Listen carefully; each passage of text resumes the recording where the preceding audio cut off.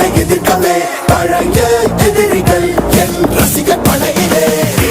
இது தளபதி பேரு கேட்ட விசிலடி, இது தளபதி உங்க நெஞ்சு அதிபதி.